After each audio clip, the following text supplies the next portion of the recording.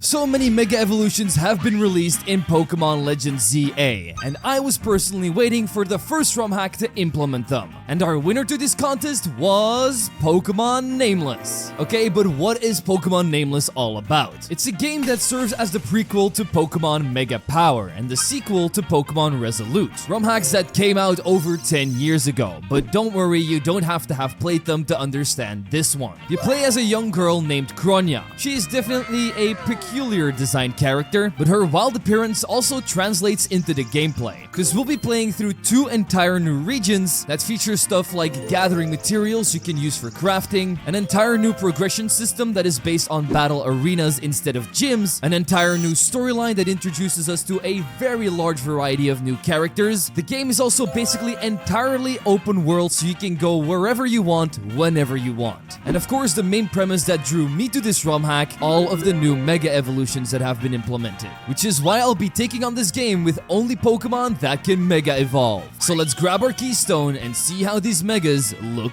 in sprite form.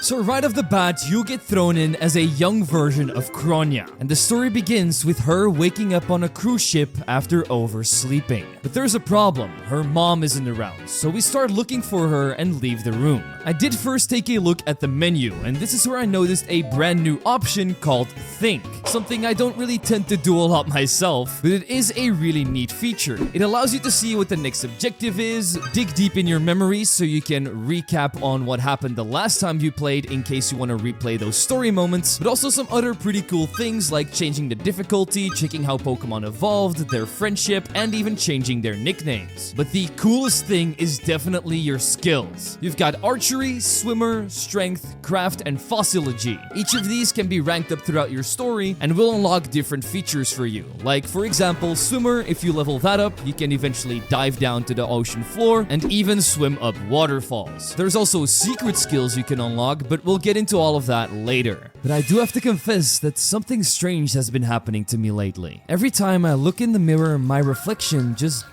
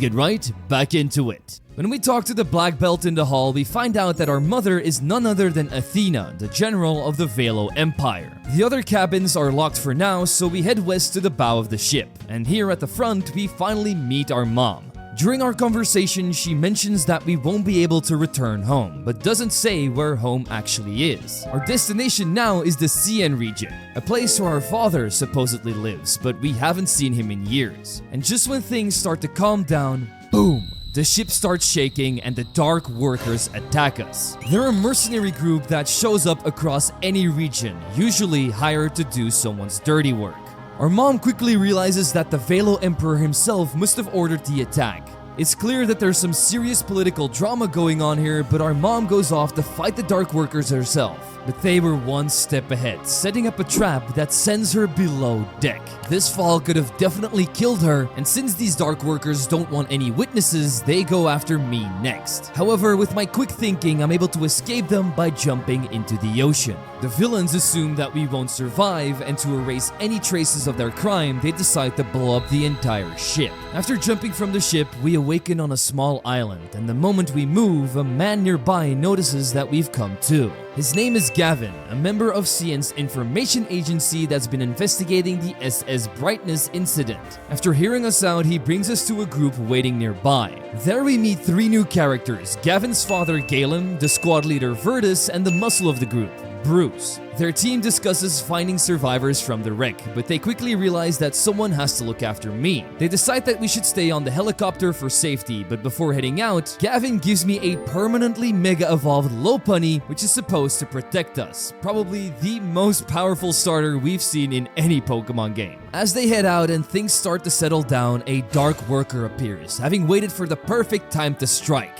The only thing we could do was protect ourselves with Lopunny, which naturally makes quick work of this guy's Yungoos and Coughing with karate chops and returns. And while we may have defeated the Dark Worker, he isn't finished just yet. As he retreats, he triggers an explosion and the helicopter goes up in flames. So much for a safe ride home, but with the team scattered and no way to contact them, it looks like we're stranded here for now, so we explore the island. Along the way, we run into even more Dark Worker grunts and Gavin has to rush in like a total hero to save me. After the battle, Gavin discovers what's left of the helicopter and there's no going back now. Still, despite everything, Gavin vows to protect us no matter what happens next, and with that promise, the 2 of us decide to move on. We soon meet more survivors who help us out by giving us potions, Ultra Balls, and we even end up saving a scientist from the Aether Foundation, who rewarded us with a Poplio and a special helmet. A little further up, Gavin discovers the secret Dark Workers headquarters. As a little girl, we of course are determined to help them out, but he says this job is way too dangerous for me to tag along with. This results in him testing me in a battle, but it's very unique because he only uses his Lucario and Drifblim that don't have any offensive moves. He could have easily destroyed me if he wanted to, but this basically just teaches us that we should never underestimate our opponents. However, we still want to join the fight, but Gavin once again stops me by explaining that the Dark Workers are so ruthless they even betray their own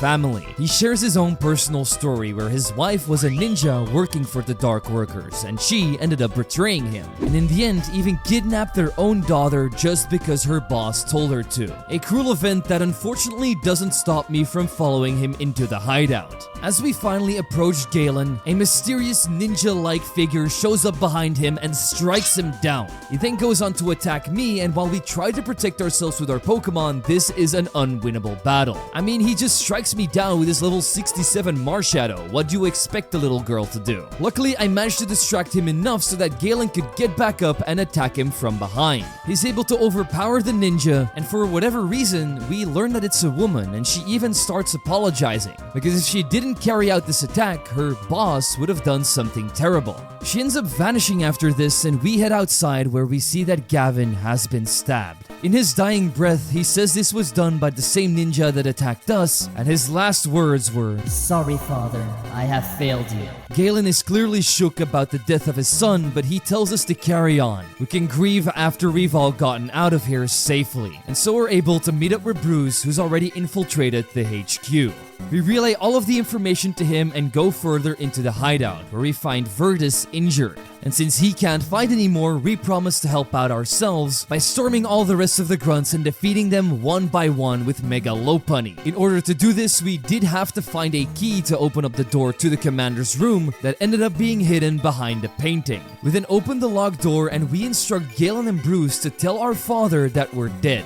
Why? Because knowing that we're alive is just going to put him in danger, as he could become the next target of any Dark Worker's attacks. After Bruce reluctantly accepts, we head further into the hideout. We run into a little girl that's my age, and she seems to be brainwashed by the commander, stating that she's her servant and would sacrifice her own life just to keep the commander happy. Once we beat her Abra up with Lopunny, we are able to reach the end, which is where we confront the purple-haired commander Viperium. Rather than immediately attacking, the woman reveals her true intentions. She wants to conduct experiments on us. Nearby, we also see a strange machine hooked up to a kid, and it's revealed that this is not only her child but also the masked killer, meaning that she's been brainwashing her own kids and other children so they could do her bidding. And who knows what other kind of experiments she's been doing on children. In my eyes, this woman is pure evil, and she not only killed our friend and protector Gavin, but also ordered the assassination on my mom. I'm fueled by rage, and just when I'm about to attack her, she brings out her secret weapon.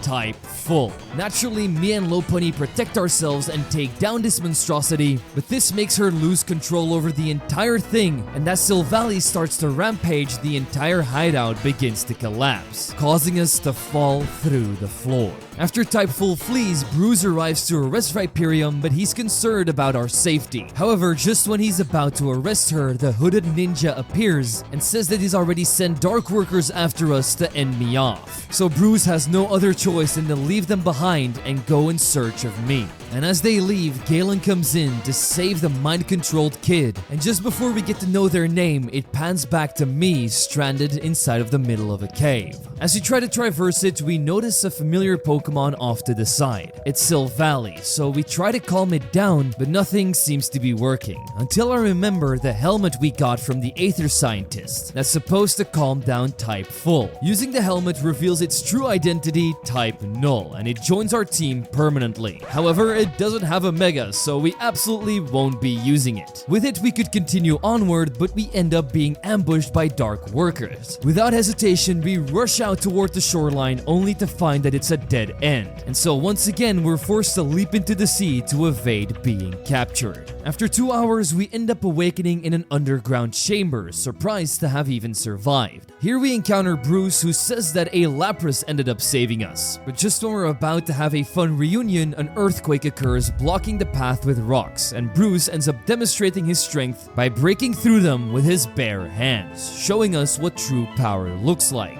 This inspired my desire to train under Bruce, determined not to rely on others for protection, but to grow strong enough to protect everyone ourselves. Next, we reach the water side, where we admit that we actually can't swim.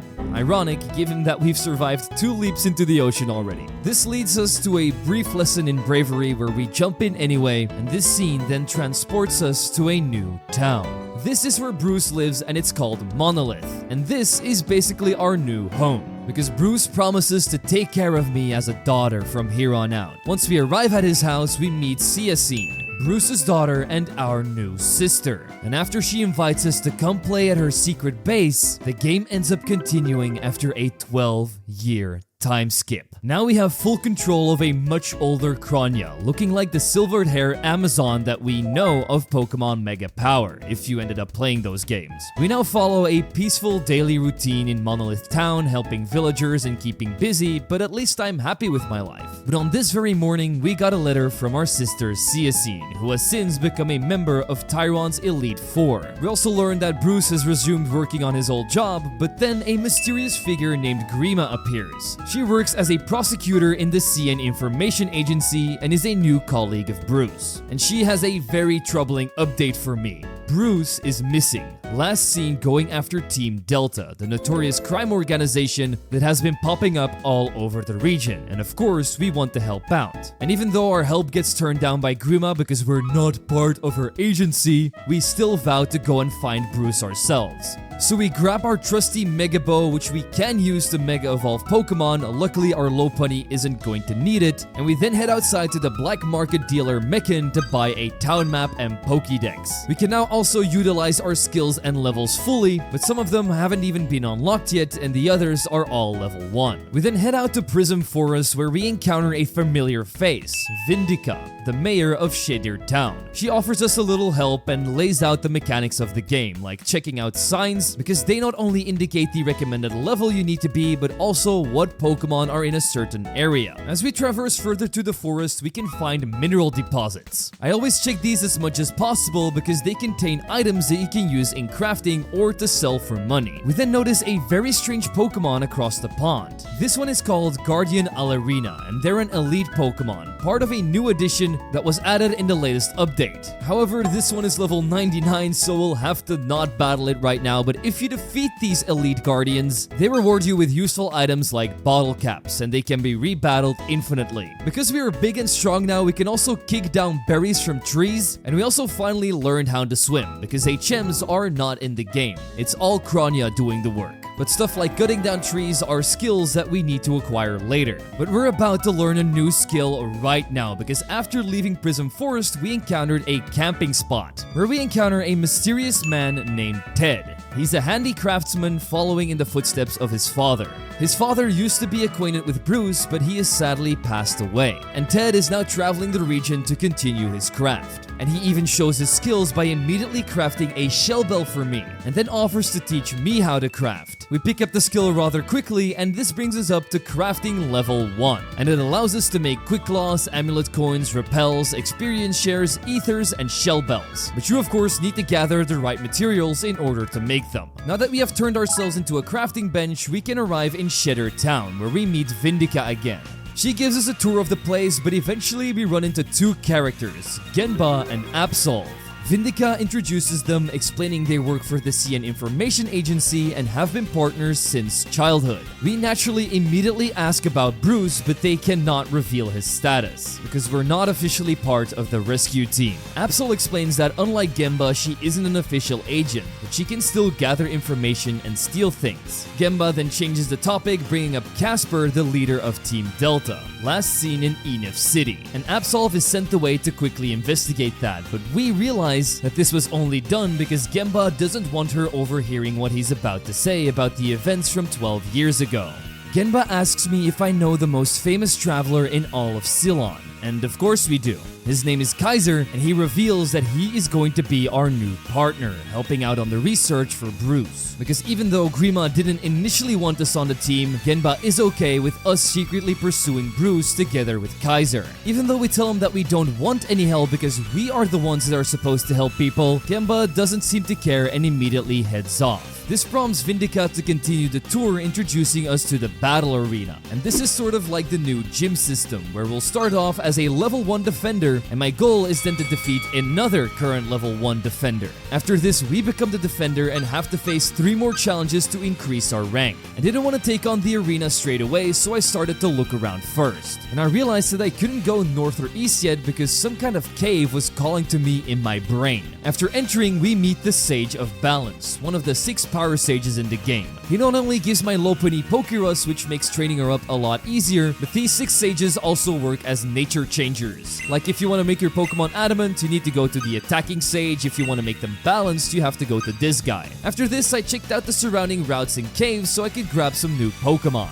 And remember, we can only use Pokemon that have a Mega Evolution, which is why I grabbed Pidgey, Abra, Onix, and Gible. The last one has Dragon Rage, which as you know, always shreds through anything early game. And to boost our ranks even more, we would evolve Pidgey into Pidgeotto and Abra into Kadabra straight away. With these by my side, I took on my very first defender battle inside of the arena, and it was against none other than Vindica. An incredibly easy battle, as her Gligar got Psybeamed by Kadabra, Lurantis hit a couple of Leaf Blades on my Pidgeotto, but we survived and blew it away with a few gusts, and Charcadet would be buried under my Onix's pile of rocks. As a reward, we can now defend the arena ourselves and get the Observer skill, allowing us to find hidden items and what Pokemon can be found on each location. Straight after, I would check out the Move Reminder, who is located in every arena, but you need to give him mushrooms in order to make it happen. So I beefed up my team's movesets a bit, and I'm not gonna lie, I kind of skipped through the dialogue and didn't know I had to defend the arena at this point. And because this game was open world, I explored quite a large chunk of it before actually coming back to this place. This led me onto Alpharat's Path, where I met my very first Mega Guardian. These trainers are scattered all around the game, and they will boast a Mega Evolution. And if you can defeat that Mega Evolution, they will grant you its Mega Stone. I think that's a pretty cool way of gathering them, but this one had a very annoying Audino that would keep on healing up with Wish. And because of its high defenses, my Pokemon couldn't really do all that much damage to it. The only way I was able to defeat it was because my Kadabra was able to confuse it with Psybeam, and after whittling it down, we would be granted the Audinite. We would then swim to Mater Island, the place where everything went down 12 years ago. Most things still look the same, but there was a feeling in my chest that was being pressed down by the emotional weight of this place. At least the place where the former hideout was now fully blown up, which left a huge crater in its way, and one silly little Meltan was left behind. Unfortunately, this guy doesn't have a Mega, only a Gigantamax form, so we yeeted him back to Pokemon Let's Go, and then got ambushed by a set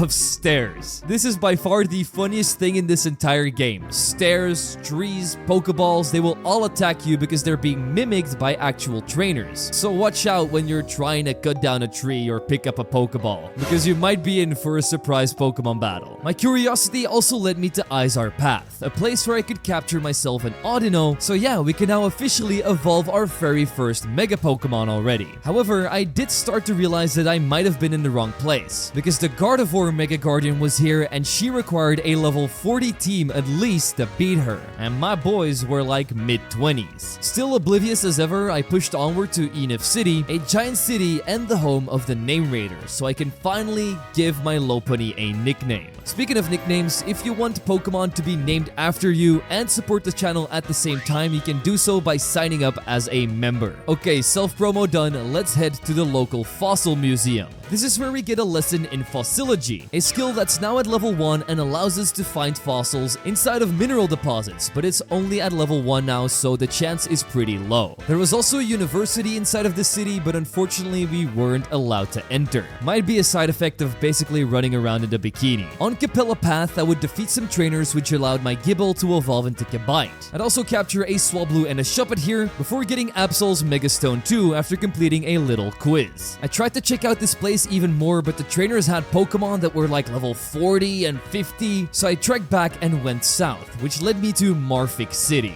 There was a new battle arena here, but I couldn't enter it before I had of course done my defender role inside of the last one, but this still didn't trigger my brain to go back. Instead, we end up running into Gladion from the Ultra Sun and Ultra Moon games. He's on the lookout for tough trainers to help train his Silvally, which catches us by surprise because we should be one of the only people that has a Silvally. Gladion then lays out his entire experience with the Aether Foundation and his mom upon me, and now he wants to see our type null in battle. But yeah, let's be honest, we ain't gonna use it. Instead, we clear out his entire team consisting of Sneasel, Silvally, and Crobat with Lopunny's Karate Chops and returns. After our win, he deems us worthy of having a type null, but still doesn't really understand how we even got one in the first place. It's a very long story that we don't really want to get into right now, so instead we say goodbye and check out the cave on Peacock Path, which is where we not only capture an Aron and take on the guardian of the Mega Agronite, which was only possible due to my Gabite's Dragon Rages because this guy was once again way higher level than us. But at least we acquired the Agronite. We don't have an Agron yet, and I won't be getting my Aron up to level 42 anytime soon, so instead I captured an even cooler steel type with a new Mega, Skarmory. I absolutely love its new Mega evolution and can't wait for this bird to turn golden, but we need to find its Mega Stone first. I also grabbed a Bellsprout on Aludra Path. We also came across Ted on this route, camping just like before, and since our last meeting, he's learned a lot more about crafting after visiting Etamin City. And he's been training Pokemon as well because he wants to go on his own Pokemon journey. But to test out his newfound skills, it's time for us to learn him about Pokemon battling. And he seems to be a prodigy because his starting Pokemon was a Mega Pinsir that basically shredded like half of my team. I mean, who's surviving a Swords Dance boosted Megahorn from this thing?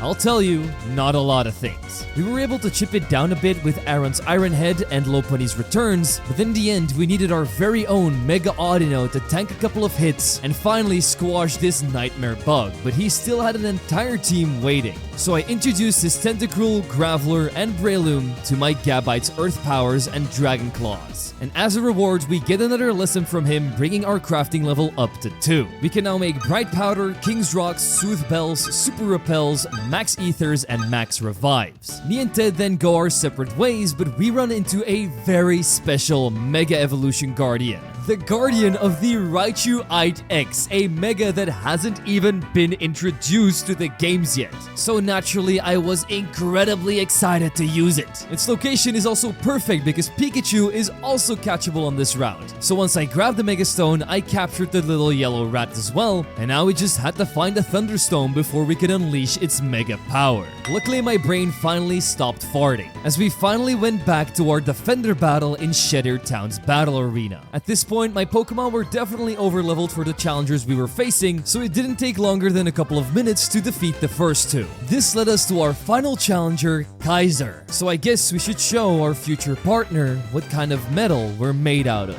Spoiler, a very strong one that can easily bonk his Arcanine, Lucario, and Resolute form of Keldeo on the head. With this victory, we officially get promoted to a level 2 challenger. And as we head down, we meet up with the rest of the squad, where we meet a newcomer named Salvia, a level 2 defender and someone we could face in our future battles. Vindica also explains that if we reach level X, the highest level, we'll become the champion of the entire region. But we'll have to do this entire thing 6 times in order to get there. Kaiser also offers to join me on my journey, but I prefer to go solo for now despite of his efforts. And finally, we get a new lead. Team Delta has been spotted in Etemin City, and Gemba is waiting for us there. And so our adventure continues. But because of all the grinding we did, we could immediately head to the next battle arena in Nashira village. This is where we were up against Yoshitsune, a very well-known archer. But his battling skills were definitely lacking, as my Skarmory and Pikachu used their air cutters, steel wings, and thunderbolts to shred through his entire squad. He then bestows us with his knowledge on archery, which is going to allow us to cut down little trees with our bow. Our defender battles really weren't all that special, having defeated a bug catcher, psychic guy, and lady, so in no time we had acquired the level 3 challenger rank. We then finally make it to the Pokemon Center of Etemin City, where I'm waiting for Kaiser to arrive, but instead someone else shows up, Absol. She was meant to be in Enev, but found it very boring there, so she came here looking for action. And that action is apparently in the form of a Pokemon battle against me, because we both have a Mega Lopunny. Yeah, hers might have defeated mine with a singular high jump kick, but it stood no chance against my Mega Audino's draining kisses.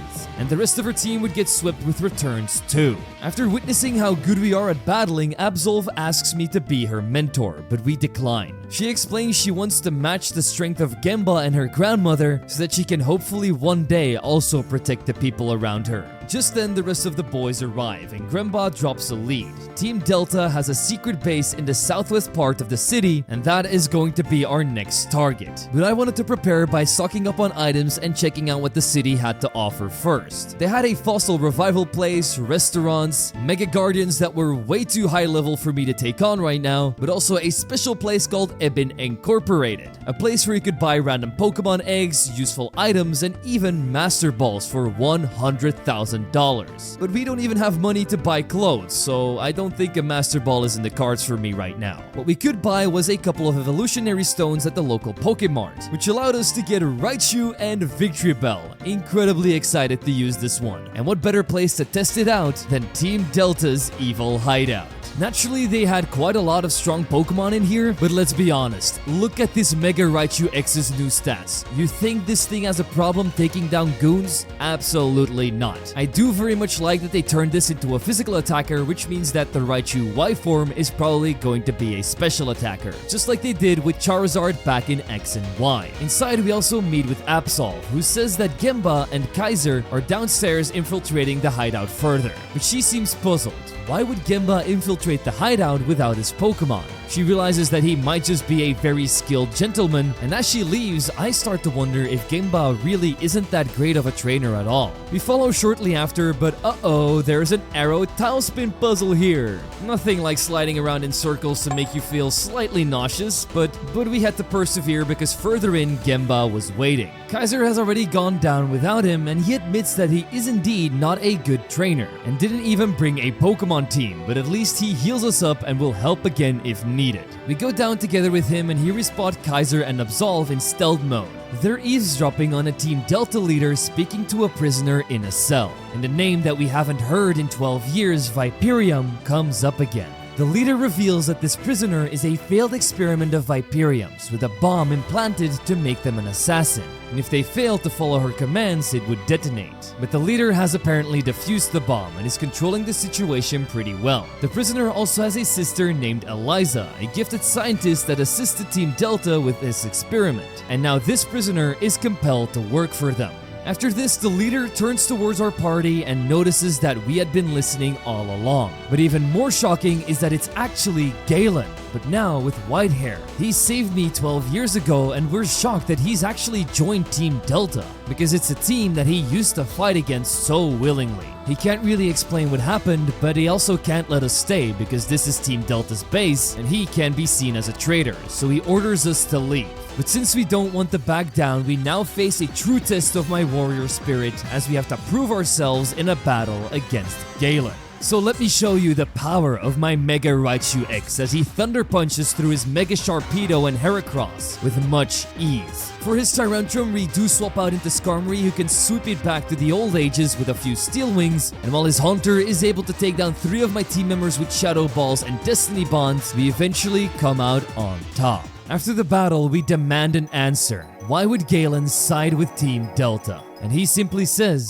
"To protect our families." It's a heavy line that confuses us because Galen has already lost his son, so who exactly is he protecting? While he doesn't elaborate any further, his words suggest that Team Delta may have leverage or that he's shielding others from something larger than either of them. Before we can press any further, he ends the conversation saying only that the prisoner that they've discovered will now serve a purpose. Then without another word, Galen departs. We then stand there torn. If Galen's motives are selfless, maybe Team Delta isn't truly behind Bruce's disappearance. Kaiser thinks otherwise. Maybe the real culprits are the Dark Workers. But before we can speculate more, we get interrupted by a shouting scientist that was locked up in one of the other prison cells. We smash open the lock, free him, and he introduces himself as Armando. But before anyone can stop him, Armando bolts away from the hideout, muttering that he'll clear things up later. With that, the team decides the next step is to report to Prosecutor Grima at the Kirka Police Department. So our next destination is Kirka Island.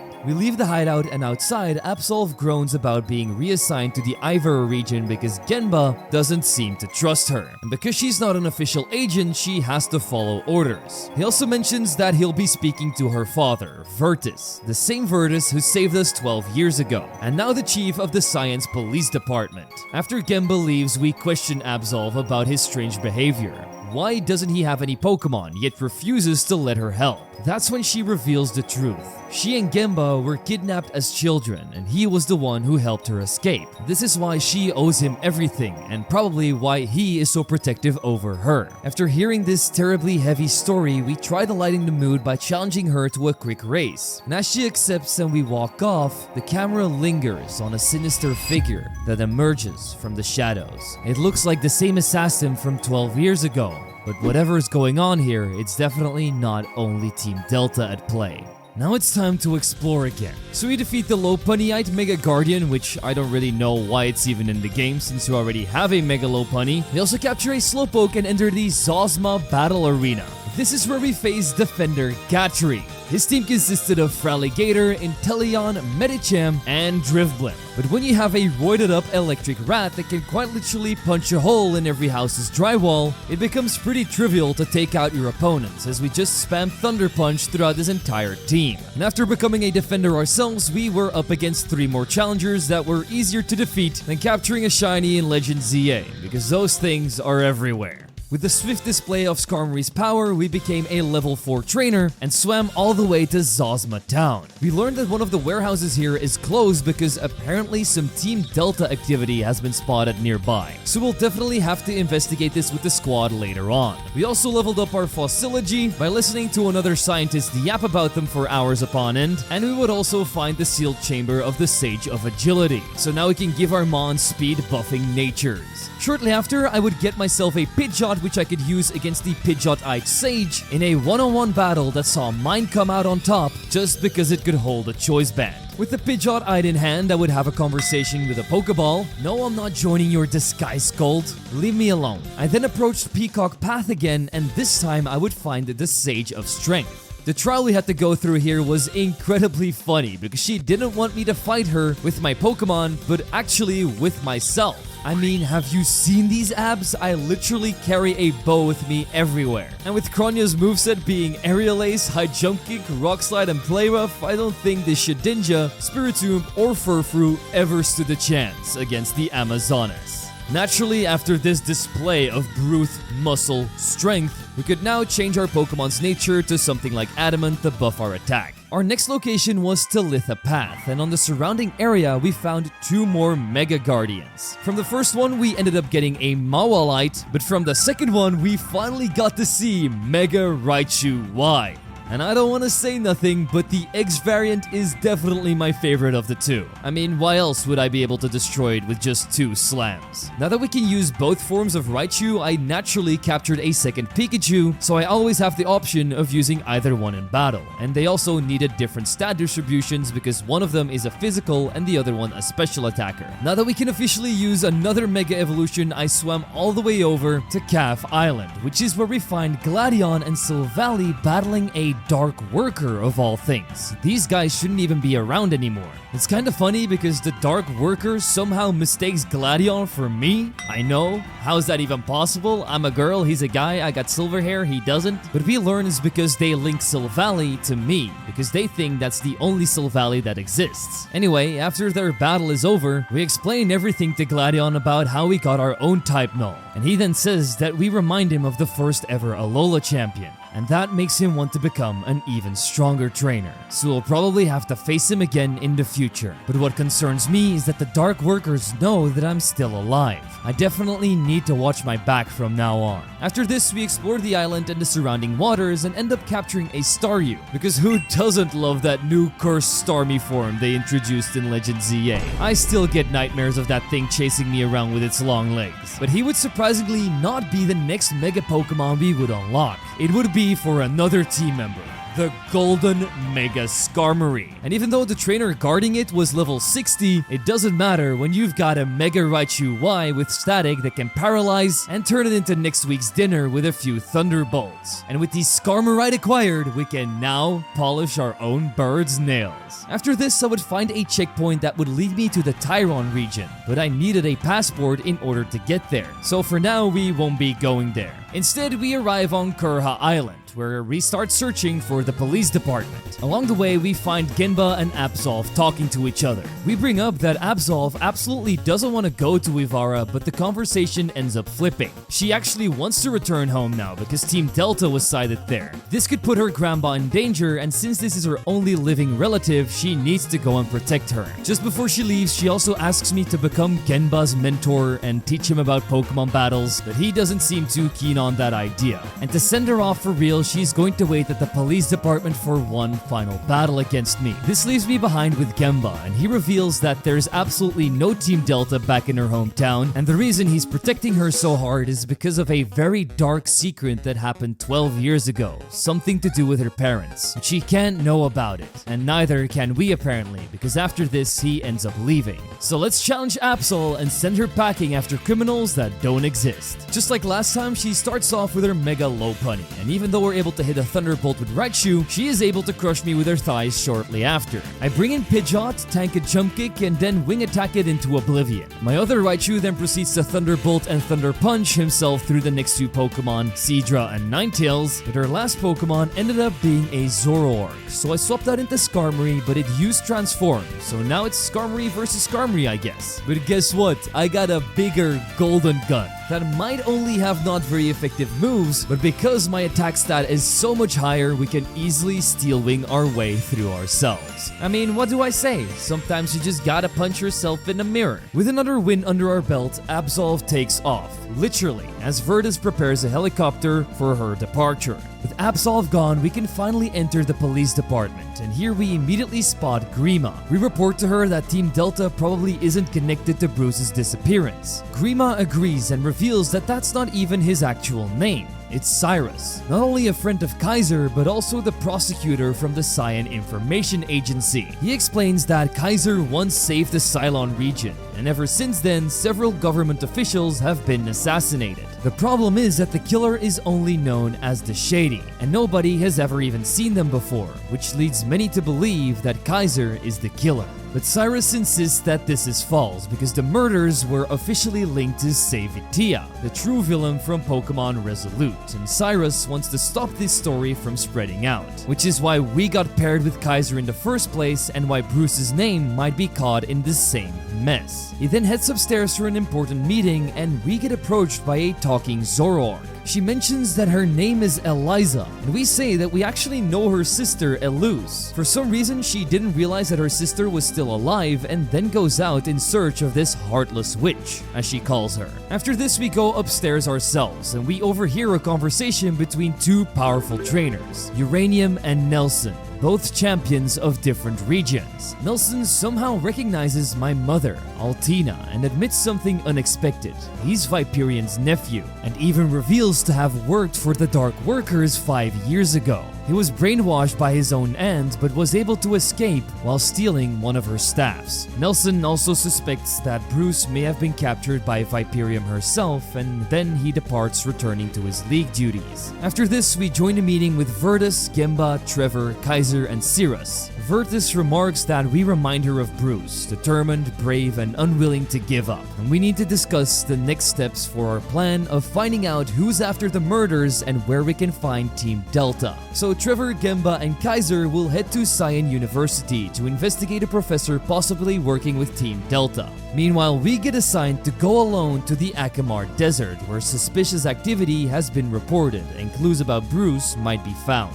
As our meeting ends, we can't shake the feeling that Virtus isn't telling us everything, and that the desert may hold more than just answers about Bruce. But we'll have to see where that goes later, because now we need to head to the desert, and along the way I did a couple of things, like evolving my Lairon into Aggron so we can finally Mega Evolve it, and stopping by Mr. Mystery's house. We have no idea who this guy is, but he somehow knows my name. He's also a magician that can teach me the gambling skill, but only if we defeat him in a battle. Absolutely no problem when you have a Mega Lopunny and Mega Skarmory on your side, but I do want to point out that the creator of this hack seems to have made every single Mega Sprite, or at least most of them, from scratch, which is something very cool to see because most hacks just use the same recycled sprites everyone uses. Anyway, now that we have the gambling skill, we head over to the game corner and spend some of our hard-earned cash on the slot machine, and I'm telling you, I was swimming in coins. These sevens just kept on popping up. There was no stopping me, but I didn't really end up buying anything with my riches. I just prefer to spend them on Pokemon cards or something later. As we approached the desert, I started using Mega Aggron in battles even more, and noticed that he had the filter ability. So now all super effective moves won't do as much damage to this absolute tank. We also hopped over a million fences so that we would get blessed by the spirit of defense, and straight after defeat a dark worker grunt that was blocking the entrance to a cave. Inside we find Vindica confronting a dark worker and demanding to know where the submarine is located, because according to her intel, that's where Bruce is being held. Apparently it lays deeper inside of this cave, so we take a ladder down, but just as we're about to approach it, a hooded figure appears. The same one responsible for Gavin's death. This starts bringing back so many memories, but before we can grab him, he jumps into the submarine and we follow him. We battle our way through the entire thing and end up in the final chamber together with Vindica. This is where we finally find Bruce, trapped inside of a chamber. It's great to see that he's alive, but he warns the both of us that this whole thing is just a trap. And before we can even act, Viperium and the Hooded appear, blocking the exit. And she orders this assassin to take us down like she should have done 12 years ago. Only this time, she seems weaker, and we are way stronger. If you didn't notice that yet, just look at this Mega Skarmory we got. We're easily able to set up a Swords Dance on his Mega Mawile, and from there on out, we easily sweep the rest of his team. I'm talking Mawile itself, Zoroark, Mimikyu, Sigilyph, Gliscor, and finally Machamp. Even though we won, things take a sharp turn from here because Viperium enacts her next plan. The room seals shut and detaches from the submarine, sinking deep into the sea, but the Viperium present here isn't even real. It's a robot, and the real one is speaking through a microphone. The real person left behind here is the Hooded. How could she leave such a loyal follower out to die with everyone else? It's just cold, manipulative, and ruthless, which is how Viperion keeps her servants obedient, I guess. But the real shock comes next. As the situation worsens, the truth starts unraveling. Vindica's secret, the Hooded's identity, and Viperium's connection to it all come out. Turns out Vindica is none other than Bruce's wife. Yes, Altina is somehow alive. After this, we destroy the Viperian robot and demand to know who the hooded really is. And that's when the mask comes off. It's Annette, the same woman who killed Gavin, her own husband. Her reason? Viperion had apparently taken their daughter hostage and she just couldn't live with the thought of her child dying, which is why she always kept on doing her bidding, even killing her husband 12 years ago. But their daughter is still alive right now, safely under her grandmother's care, and that daughter's name is Absol. Our friend that just got sent back home does have parents, or at least one of them. If we get out of this sticky situation, we need to tell her what went down here. Annette then shows us her artificial arm, admitting that she once tried to assassinate Viperium 2 years ago. In that moment, she lost her real arm. She also reveals that even Virtus was once one of Viperium's puppets. This means she was basically behind everything. The setup that caused the rescue team ambush 12 years ago, and even Galen's and Bruce's disappearance afterward. We then give an entire heartfelt speech about how family and friendship is important because this entire thing might have been a bad thing, but we also learned so many new things. And this moment reignites Bruce's determination. He explains that his code is soaked because he dove into the sea earlier trying to rescue Altina himself. In the meantime, Altina was obviously the one who found me during our escape through Seder Path. So I guess this entire family reunion is finally complete. But peace doesn't last. The room shakes violently, and we quickly find out that it's Keldeo trying to save us. Naturally, it's able to do so, and we are brought back to Elrakis River, where Bruce, Altena, Annette, Kaiser, me, and Cyrus regroup. But we quickly realize that Cyrus must have secretly ordered Kaiser to rescue us instead of accompanying Genba and Trevor, who were going off on that other mission to try and find Team Delta. This left everyone stunned for a moment by the flood of revelations. Annette then offers to turn herself in, but Cyrus refuses, reasoning that Absol still isn't safe. Instead, he asks Annette to work under him as an informant, a pawn as he puts it. This can help our entire team fight back against both Viperium and the Shady, who are now revealed to be working together. We then regroup at the Kura Police Department, where we're suddenly confronted by what appears to be Kaiser, but it's actually an imposter. He puts nearby officers to sleep and declares that Virtus will die as they bear false witness. In that moment, Virtus gets killed, and when the officers reawaken, all the evidence points to the real Kaiser. Several minutes later, we arrive on the scene. Bruce and Altina are horrified, while Cyrus blames himself for failing to protect him. Naturally, the officers once again accuse Kaiser of being the culprit, and they don't listen to our testimonies because he was with us the entire time. After this, they take him away in handcuffs, and the rest of us are left behind to dissect the situation and find out what exactly happened here. We then talk to the remaining crew and the newly arrived Trevor and Genba, and naturally the former is incredibly devastated by the death of his father, so he ends up storming off determined to hunt down the real killer himself.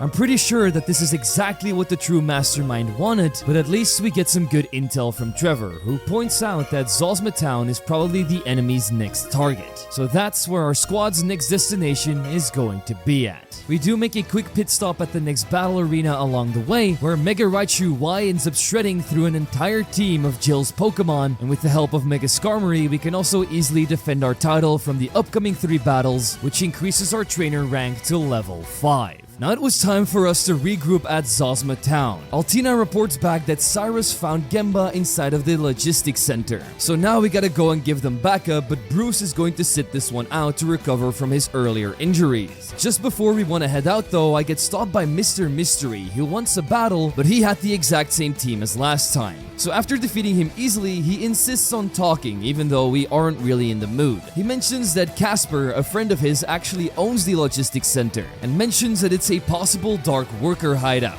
Even with this warning, we still decide to go in, but he isn't going to come with us. But before leaving, he does cryptically mention that he once did a great favor for his friend and his friend's child 12 years ago. Very mysterious, which I probably should expect from Mr. Mystery. The scene then shifts to a forest where a pink shiny Celebi meets a masked figure. The figure thanks Celebi for its work, promising that they will change the future. After this, we finally reach the center ourselves ourselves, and inside we meet Uranium, Eliza, Altina, and Trevor. Eliza reveals that the true culprit after all the murders is Elus, which is when we realize that that's actually the prisoner that was being held by Galen in Team Delta's hideout. Eliza explains that Viperium tried to copy her power of being able to change into other Pokemon and people onto Elus because they were both victims of terrible experiments back in the day, and because we need proof of this, the only option is to capture her. Just then, Cirrus arrives with Casper, the facility's owner. He allows us to search the place freely. He also reveals that Gemba was last seen heading toward the harbor, where he suddenly disappeared. Since no ships have gone missing, it's a mystery, but he also mentions a secret section of the center even he couldn't access. After this, Casper leaves, but it's clear that he's hiding something. Shortly after, we discover the concealed passage, but just before we can move on, Altina challenges us to a battle to test if we're strong enough for a mission like this. I tried to use Mega Pidgeot in this fight, but when her Mega Absol came out, it was clear I wasn't going to outdamage it, definitely when she started spamming Hyper Potions. So I had to use my 2 Raichus instead so they could clean up like half of her team with Thunderbolts and Surfs. The rest of her team consisted of her Armarouge and Lurantis, who would both get taken down by my Mega Lopunny and Aggron. With this win, Altina asks me how I got a permanent Mega Evolution, but I don't even know how Gavin managed to create this thing. But at least she ends up giving me an Extremonite. This is a sacred treasure of the Valo clan that empowers Mega Pokemon even further, aka my Mega Lopunny can Mega Evolve again. Imagine if Pokemon actually did something like this. I don't think a lot of people would be too happy with that. But I'm not gonna lie, this thing looks absolutely amazing, like Goku going Super Saiyan 1 million with stats that could easily wipe out the entire hideout we just found. Combine that with its new speed boost ability and nothing is killing this rabbit.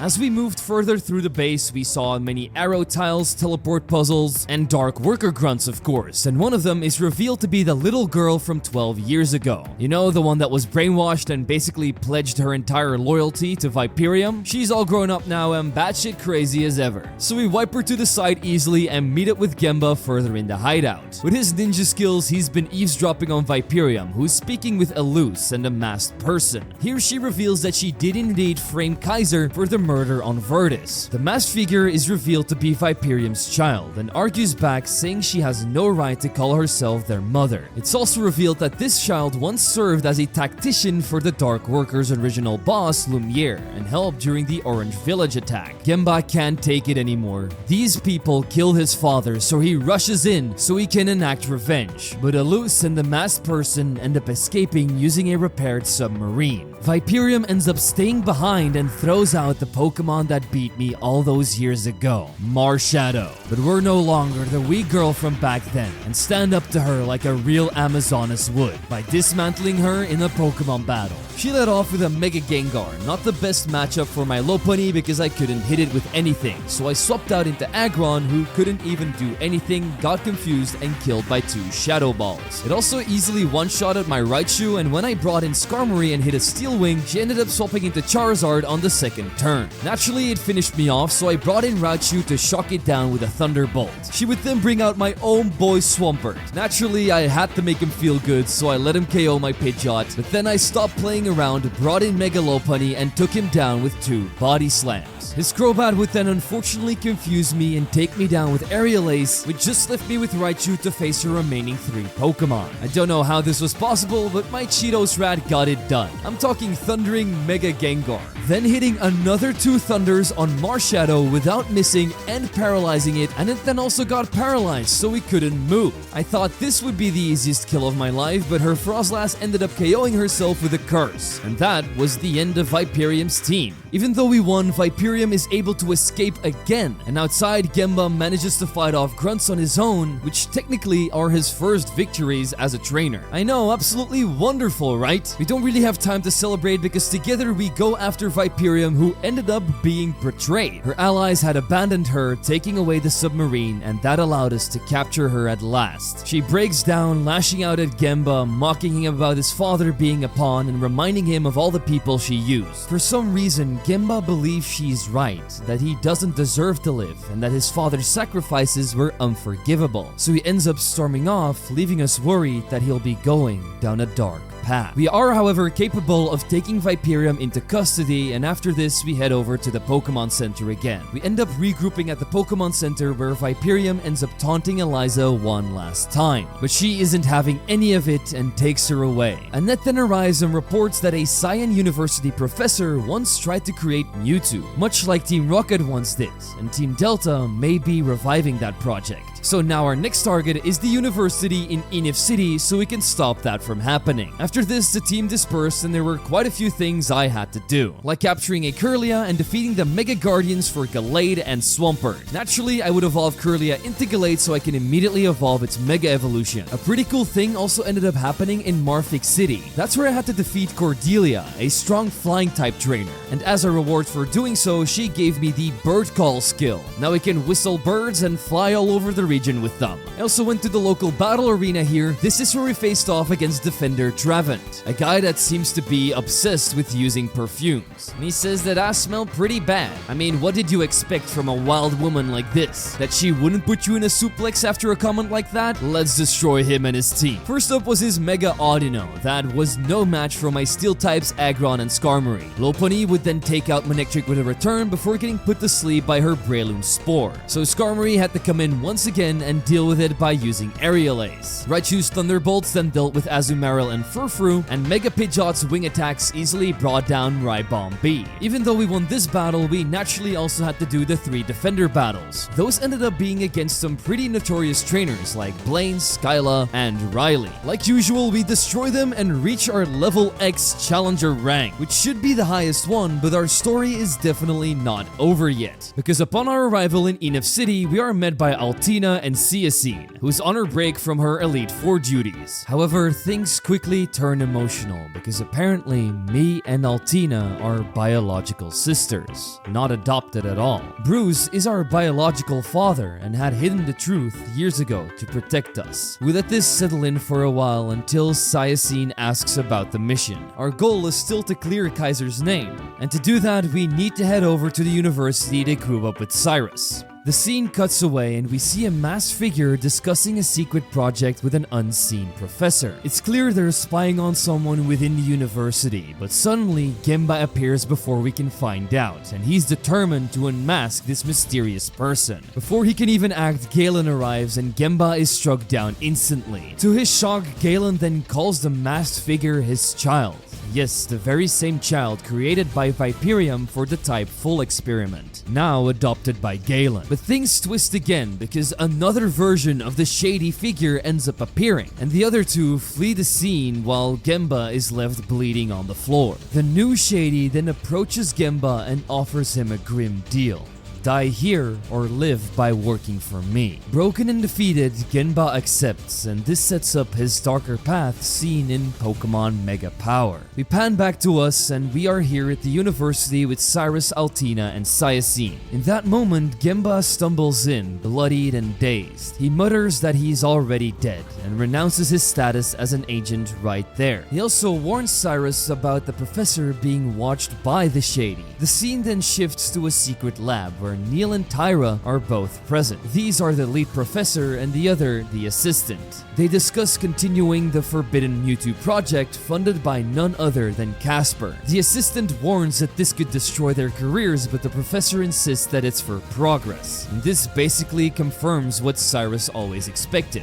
Casper is the true leader of Team Delta. The rest of the squad then head to the top of the building to report to Headmaster Kana. I wanted to join them, but I kept in mind that there were a lot of battles coming up. So I ended up going to the Canopus Ruins, a place that I could previously not really access because the levels were way too high. Now though, we're a big strong woman with even stronger Pokemon, so we could take on this place and actually ended up finding some pretty interesting things, like the Guardian for Mega Diancie and even Diancie herself, which we naturally after a ton of balls ended up capturing and adding to the team. We then went back to the university and used its power to destroy everyone inside, even the Mega Charizard X-Guardian to claim its Mega Stone, and eventually we make it to the top floor where we meet Headmaster Kana along with her daughter Sybil and the Western Tyron champion Nelson. Sybil is fiery and determined. She wants to find and bring home her sister Chloris, who Kana reveals has joined Team Delta. Nelson calms her down by saying that strength requires patience. Eventually she does storm off though, and Nelson then then praises our strength because we were the one who captured Viperium, and maybe one day we'd even be able to challenge him for the champion title. As a gesture of trust, he gives us a Tyron passport so we can go there whenever we want, and even a Master Ball. We then have an argument where Kana reveals that she intends to fire Neil and Tyra and confiscate their research, but we object because we need to be able to secure that data before Team Delta gets it, and if they got fired, they might just take that research and make a run for it. Before the argument can continue, the ground shakes with an earthquake. Officers report that Team Delta has infiltrated the tower labs. The exits get sealed and only trusted personnel may move freely. So Kana orders everyone to assist in this crisis, and privately assigns us to the key mission: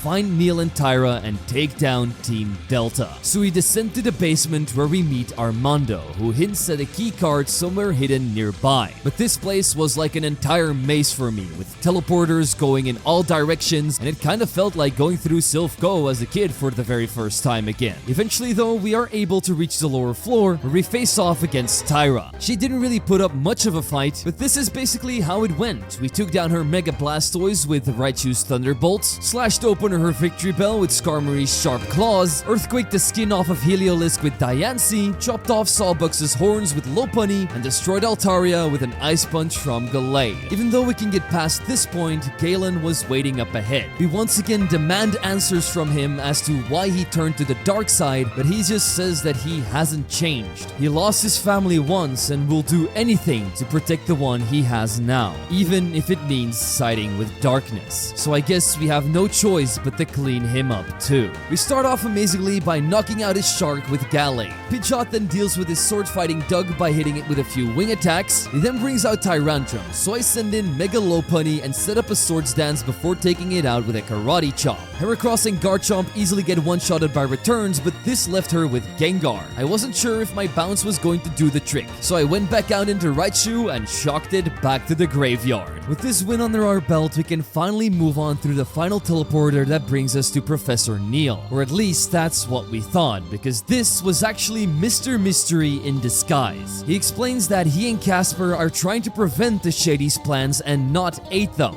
This entire charade was a distraction meant to foil the Shady's interference, and Casper is currently relocating the professor to another region to keep them safe. Of course, all of this was only revealed after we defeated his entire team with a Swords Dance boosted Skarmory, and naturally Mr. Mystery Man here also ends up disappearing. So we end up reporting back to Kana together with the rest of the squad, and Cyrus concludes that intentional or not, they've at least derailed the Shady's current plans, though the professor's disappearance complicates things. Then Annette bursts in, revealing that Team Delta's helicopter is heading towards Ivara. That's a different region, by the way, and that Sybil secretly stowed away on board. Cyrus then vows to follow along with Kaiser, and this sets up the opening of Pokémon Mega Power. However, Annette is not following because she's a fugitive, having murdered her own husband. Altena then urges her to stop hiding from Absol, her daughter, but Annette insists that it's safer if she didn't know that she was still alive, so she ends up staying behind to protect me. With this entire thing out of the way, we pan to the helicopter where Casper and the professor are preparing to leave. This is supposed to directly transition into the intro sequence of Pokémon Mega Power, where Sybil bursts out of a box furious at the professor for betraying her mother. Elsewhere, the Shady, Galen, and Elus are regrouping, and the Shady orders Galen to expand Team Delta with the Dark Workers' remnants. Elus also must impersonate the Shady to confuse their enemies, and if she fails to do so, there's a bomb implanted in her that will detonate. We then cut again to alternate Shady, Genba, and an elderly man. They discuss the multiversal other Shady who supposedly leapt into a volcano to avoid capture, and the elderly man named Engineer BC also reveals some shocking connections, that he's Casper's father, which technically makes Professor Neil his grandchild, and that his inventions were twisted by the Dark Workers in a different timeline. And from here on out, he joins this Shady's cause for the greater good. Back in Enif City, we gather with Altina, Annette, and Cyacine. We've put our trust in Cyrus's judgment, who is now currently pursuing the Shady in Ivara. Annette then surprises me by handing over her Marshadow, believing that we are more than worthy of wielding it. And on top of this, she also vows to serve as an informant from Monolith Town. At that moment, Bruce also appears, though he hasn't been in battle for a while, he expresses his pride in how far we've come. We are stronger,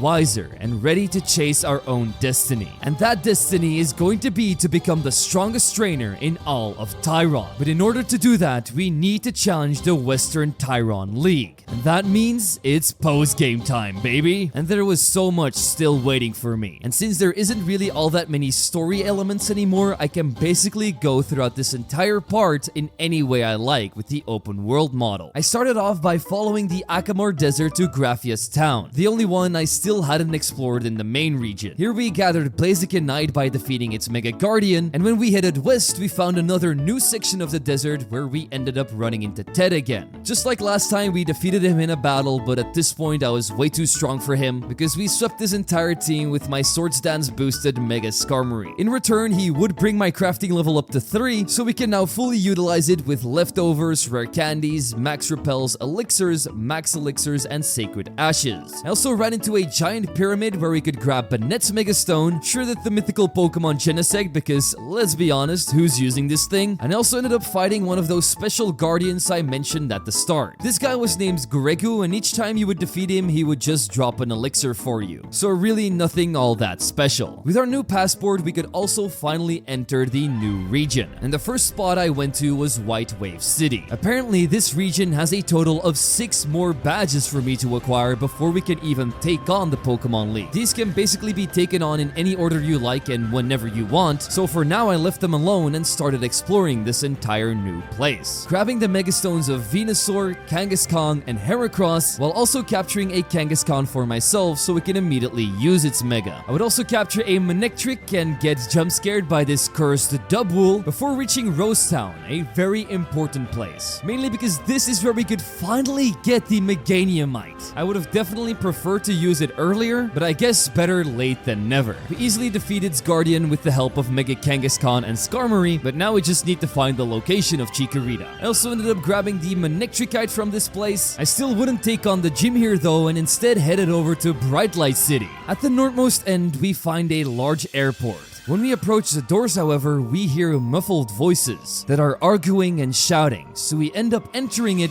and it becomes clear that the Dark Workers have broken in. Their former commander may have been imprisoned, but one familiar servant, the same one from 12 years ago, has assumed leadership of the stragglers. So we end up defeating all of them and reach the end of the airport, where we see the servant girl trying to steal a helicopter. She refuses to disband and surrender the Dark Workers. So like usual, we destroy her entire team with Kangaskhan and Gallade, and after this battle, she's able to escape and says that her loyalty will never fall, so we might have to deal with her little ragtag group even more. As a thank you for saving the place, the director wants to name this airport after me, but I tell him that that's a terrible idea, and instead he gives me a couple of goodies before sending me on my merry way. And I was so happy because on the next route, I would find the Mega Guardian for Starmie. And just look at this long-legged Patrick Star. You bet that I'm going to be chasing around all of my opponents with it until the very end. Anyway, this led us over to Crystal Village, where we destroyed Gladion one last time, so we can go back to Alola to protect his family with Silvally, and we also took on our first gym leader, Joseph, here.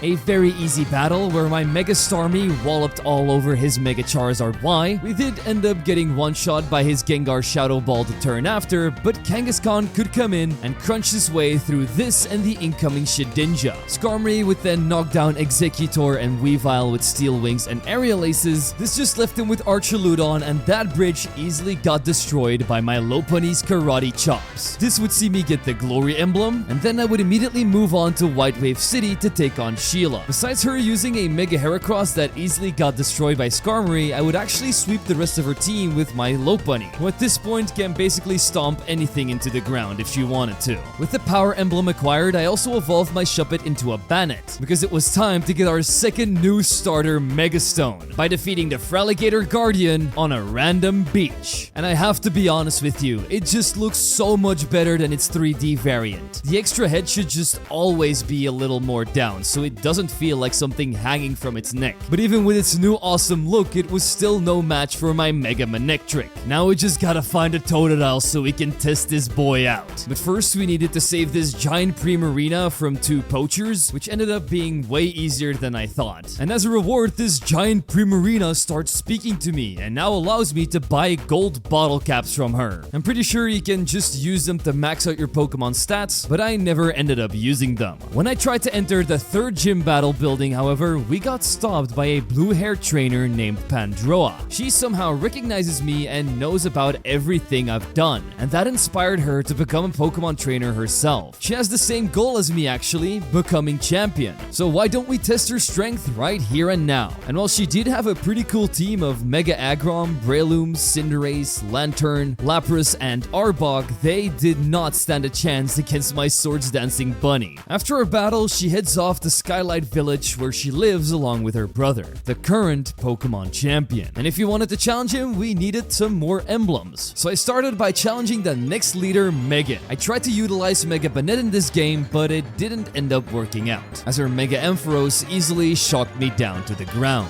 Instead, Lopunny had to come in again and kill it with a return. Sirfetch'd would then get surfed away by Starmie, Lurantis chopped off by Skarmory's Aerial Aces, Salazzle and Cloyster would also easily get one-shot, which left him with just Crocodile. I would have loved to wash it away with Starmie again, but she ended up feigning by a crunch, which meant Kangaskhan had to finish the job. Now that we got the Peace Emblem, I moved on to a canyon where I defeated the trainer and her Meluetta, and she then gave it to me for whatever reason. Along the way to Orange Village, I would also grab myself the Pinsirite and Houndoomite by defeating their Mega Guardians, and inside of the city there were a couple of interesting things, like a closed-off gym and a closed-off cave that was actually guarded by the police. For now, I was wondering if we could come back to these places later, and the only way to notice was to move on to the next town. Along the way, I did end up battling another one of those special guardians, which ended up being an Erivan with protein. Basically a juiced up version of Eevee, and as its reward it would drop exotic ores which you can use to turn your Pokemon into other regional variants, like Scyther into Cleavor for example. I would then move on to Iris Town where I would grab the Mega Scissorite, but also take on the local leader Trevor. Yeah, this guy tried to put up a fight, but what can you really do when your opponent starts swords dancing with a Mega Skarmory? The answer? Nothing. We KO'd each and every one of his team members in one hit and claimed the Mist Emblem as our own. The next route was called Blue Path, and here I would get the Mega Septolite and capture a Scyther and a Hawlucha too. Unfortunately, I never found Hawlucha's Megastone. I then arrived in Skylight Village, the final destination before the Pokémon League. And I got some pretty cool things here, like a free Bagon that I turned into a Salamence. Its Megastone Guardian was also located here, so we picked that up too, and I also ended up evolving my Scyther into Scizor. I tried to enter Victory Road, but the trainer that was blocking it off told me I still needed 2 emblems. So naturally, I took on those 2 leaders, the first one being the card trick guy, Benjamin. And I wish I could say I just swept with the Swords Dancing Scizor, but his Mega Sableye ended up Will-O-Wisping me. I was able to shatter its giant gem, however, but Zoroark took me down with a flamethrower the turn after. Diancie would then blast it and Xatu before getting taken down by Espeon, but luckily we still had Salamence in the back who could wipe the rest of his team with flies. Not gonna lie, his Moxie ability definitely helped quite a lot. With the magic emblem acquired, we went over to the final leader, Dylan.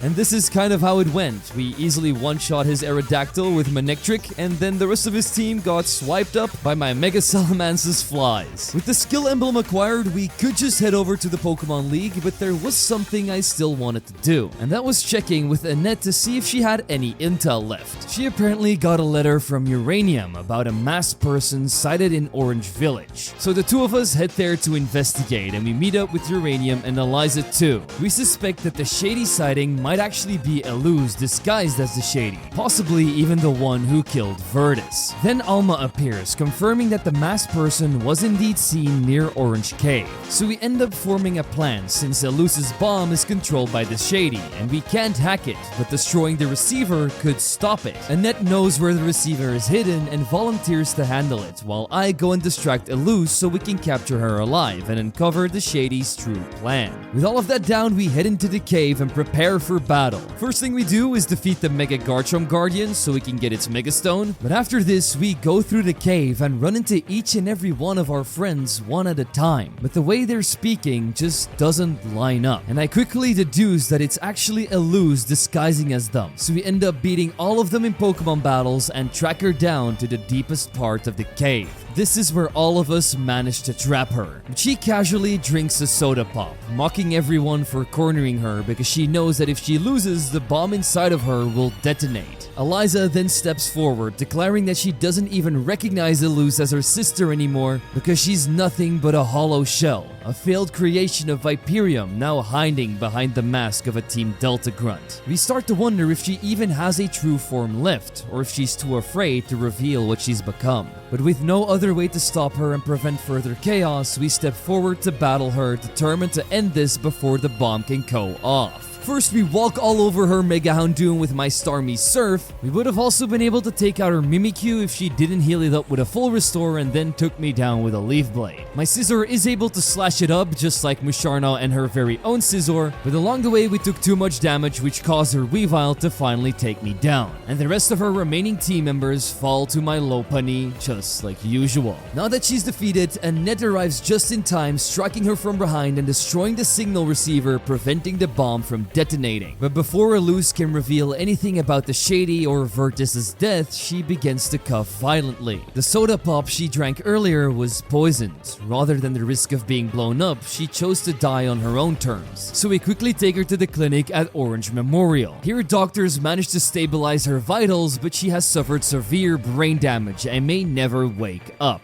The doctor suggests transferring her to a hospital, but Uranium refuses, remembering how his brother Hale was murdered in one years ago after falling into a coma during a battle with the Dark Workers. He decides to personally take care of her, convinced that the hospital isn't safe, and afterwards he and the doctor leave. Eliza then confides something in us, saying that Elus might not be the salvation they hoped for, especially with news that Kaiser's execution has been scheduled, the first one in 60 years. The Shady clearly has influence over the government officials, just as with Virtus's case. Before leaving, Eliza also gives Annette her sword, showing that despite everything, she still respects her former teacher, and from there on out, Alma appears, having found an envelope in Elus's pocket, containing a letter and a strange button. The letter is addressed to Eliza, and explains that if Elus's bomb had gone off, the button could be used as a key against the Shady. So what we did was probably the most stupidest thing we could have done. We should have just let that girl be blown up. There's not really anything we can do from here on out, except for protecting Elus and focusing on proving Kaiser's innocence. From here on out, our group disbands, and we can finally go through Victory Road that has finally opened up. But I really wanted to use my Mega Fraligator and Meganium, so I went back to buy some random eggs and hatched both of them in Totodile and Chikorita, and then evolved them into their final forms. With these, I was finally ready to tackle the endgame.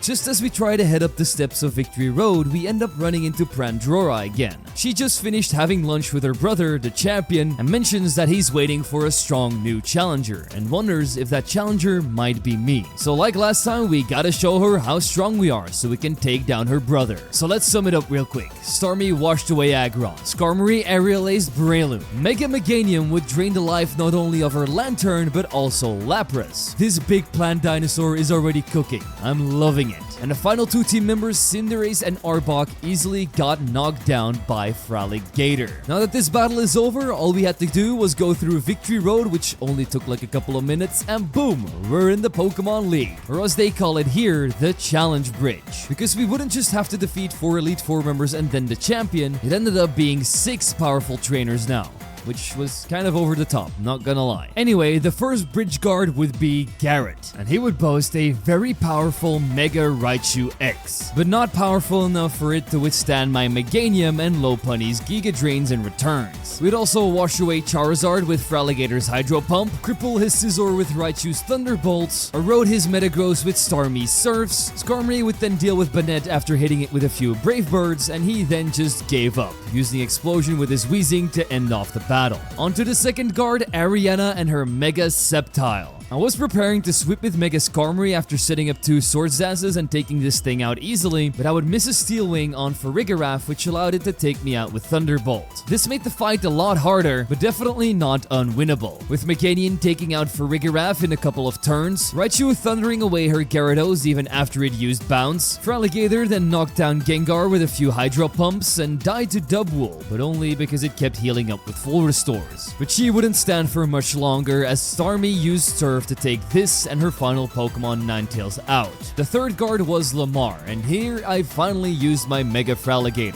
who only ended up getting one kill, his Mega Alakazam. But the rest of the fight was definitely way easier than the other ones, with Dugong dying to a Thunderbolt from Raichu, Arcanine getting destroyed by a Surf, Manectric dying to a Giga Drain and return combo from Meganium and Lopunny, and she then proceeded to finish off the last two Pokemon Pidgeot and Victreebel too. Our fourth opponent would be Jasmine, and just like last time, my Mega Fraligator would only get one kill here, her Mega Altaria, because after getting hit with a Moonblast, her Aerodactyl could sweep me up with a Rock Slide. Raichu could then use his Thunderbolts to take this and Crobat out, and Lopunny spammed Return and Karate Chop on the remaining Galvantula, Slowking, and Abomasnow. The fifth guard was Destin, and even though he boasted a strong Mega Starmie, he wasn't able to dance over me, as Raichu put it in an early grave for Thunderbolts and Lopunny danced all over the rest of his team, once again using Karate Chops and Returns. This led us to the final guard, Celia, and that's where we could lay our eyes on this beautiful, but still kinda scary Mega Frostlass. It was pretty darn strong, survived a couple of hits from my Skarmory and Raichu, and even poked both of them down. We did paralyze and do some chip damage on it, which allowed Starmie to finally wash it away. And guess what happened straight after? Yeah, we brought in Lopunny, set up Swords Dances, and swept through everything she had. Say whatever you want about these new Megas, Lopunny is definitely the MVP of this run. Anyway, now that we had made it to the other side of the bridge, we could take on Nelson. He's been waiting for me this entire time because he knew we would make it. And now it's time for us to prove ourselves. And there's a reason he's a champion, because this guy didn't play around, starting off with a Mega Metagross that made quick work of my Fraligator with a couple of Psycho Cuts. I would bring in Raichu, who could nearly take it down with a Thunder, but it was able to survive and knock me out. After this, I knew he was going to heal up, so I swapped in Lopunny and set up a Swords Dance. With that attack boost, I could use Close Combat and knock it out from there. The incoming Mienshao and Salamence would also both die to a single return, but Mimikyu easily survived a Fire Punch, and with the help of a Full Restore, he was even able to set up a Swords Dance. One play rough later, and it was lights out for my Lopunny. I did have the perfect counter in Skarmory, who could set up a Swords Dance while it was healing up, and that boost ended up being enough to KO it with Steel Wing and even take down the following Houndoom with Brave Bird 2. Notice that I didn't Mega Evolve here because I knew his last Pokemon was going to be a Jolteon. Naturally, it knocks out my Metallic Bird with a Thunderbolt, so I send out Meganium, Mega Evolve it, and end this battle the perfect way, with one of the new Megas. And that is how we became champion of Pokemon Nameless while only using Mega Pokemon. Now, there is even more story to this game, but honestly, I just couldn't bring myself to go through that, man. The way this game is written is honestly just terrible. It's dialogue after dialogue that just doesn't get to the point. 80% of the time, I didn't even know what was going on, and writing the script for this might have been one of the biggest headaches I've ever had. That being said, there is a lot of interesting characters and lore, it's just that, it doesn't flow well. I will say that the open world was done very well, and I like the way that you need to gather Megastones. The entire crafting mechanic is also a lot of fun, and that's what I'm saying. This game is fun to play if you just don't pay attention to the story, which is why I'm going to have to give it like a 4 out of 10. Let's be honest, the main thing that drew me to it was the new Megas that were implemented, and it's definitely fun to use those, even though some of them are only available after completing the main story. Anyway, enough rattling on, let's end off this video by thanking the wonderful membership supporters of the channel. Without them, videos like these would not be possible. So once again, a huge thank you for helping us out. And with that out of the way, people, I've been Zwiggo, and I'll see you all in the next one.